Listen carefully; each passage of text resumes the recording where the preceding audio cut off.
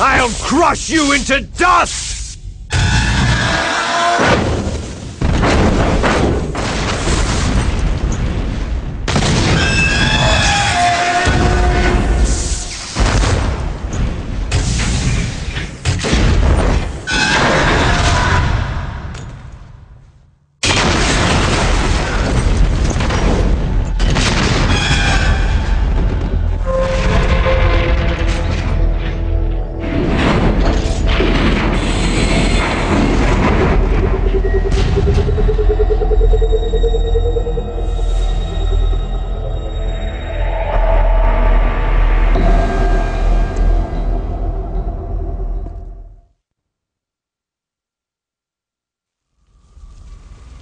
Sleeping late as usual, eh, Snake?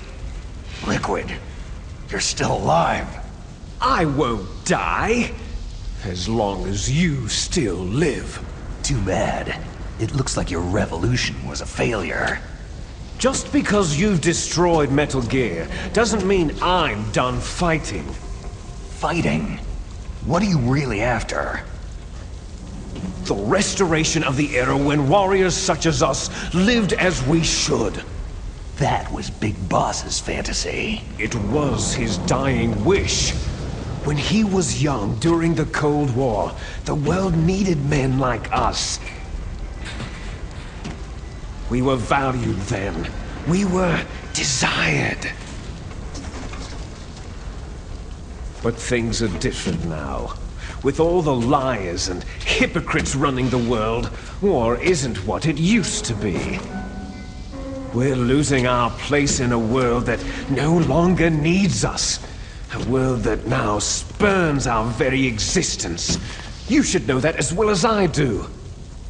After I launch this weapon and get our $1 billion, we'll be able to bring chaos and honor back to this world gone soft. Conflict shall breed conflict, new hatreds will arise, and our own biosphere shall steadily expand. But as long as there are people, there will always be war. But the problem is balance. Father knew what type of a balance was best. Is that the only reason? Isn't that reason enough for warriors such as us? I don't want that kind of world. Ha! You lie! So why are you here then?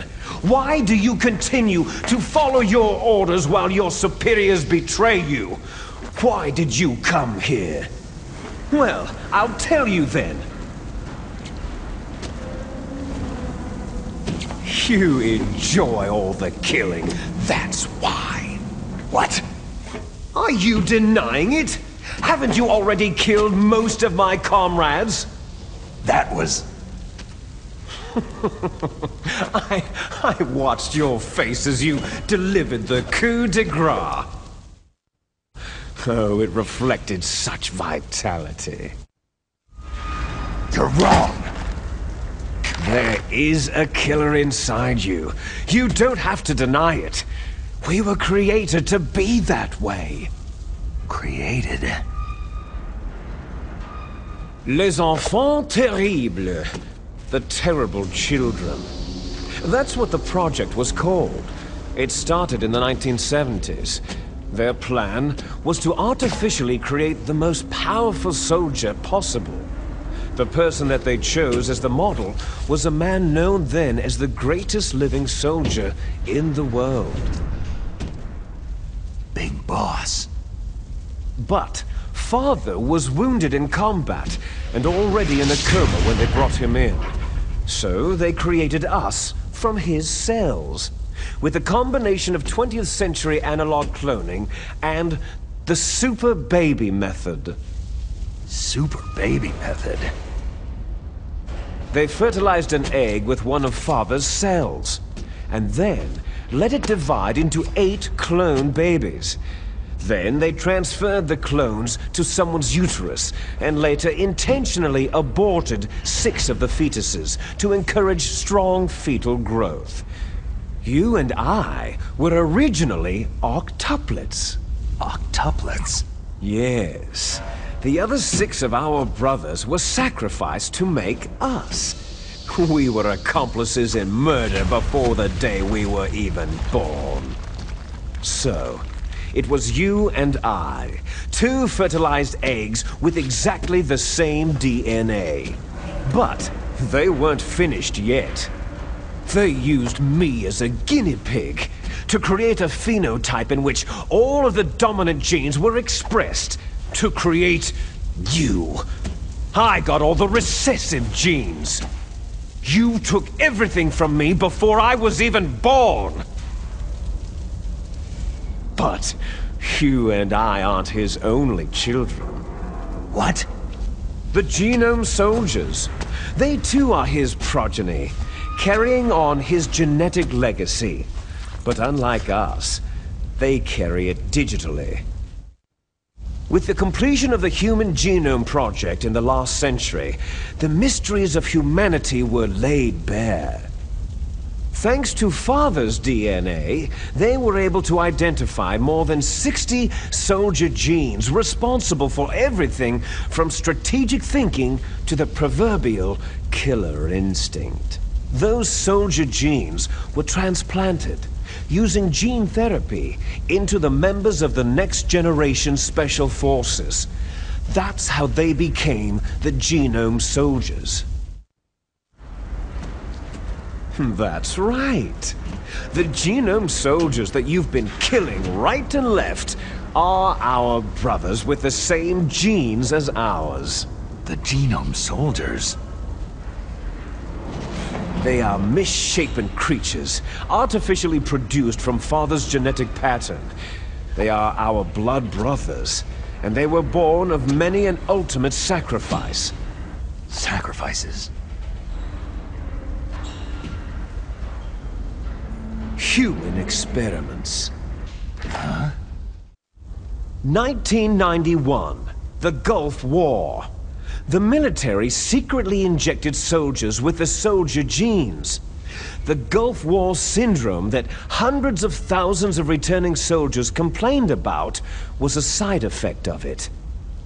Ha! Everyone knows that the Gulf War syndrome was caused by exposure to pesticides and radiation from depleted uranium rounds.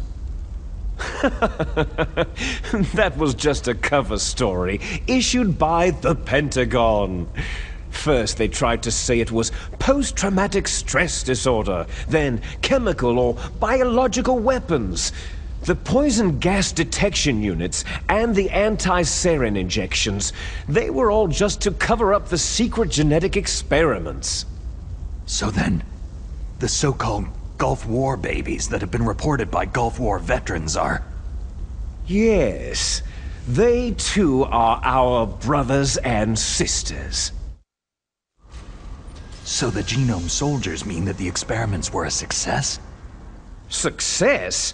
Don't be a fool. They're a complete failure. We're on the verge of extinction. What? Have you ever heard of the asymmetry theory? Nature tends to favor asymmetry. Those species which have gone extinct all show signs of symmetry. The Genome Soldiers suffer from the same problem, signs of symmetry. So do I, as do you. That's right. We are all on the verge of death at the genetic level. We don't know when or what type of disease will occur. That's why we need the old man's genetic information. You want Big Boss's DNA so you can save your family? It's very touching. In nature, family members don't mate with each other, and yet they help each other to survive. Do you know why? Because it increases the chances that shared genes will be transmitted to future generations. Altruism among blood relatives is a response to natural selection. That we will help our blood relatives is inscribed in our very genes.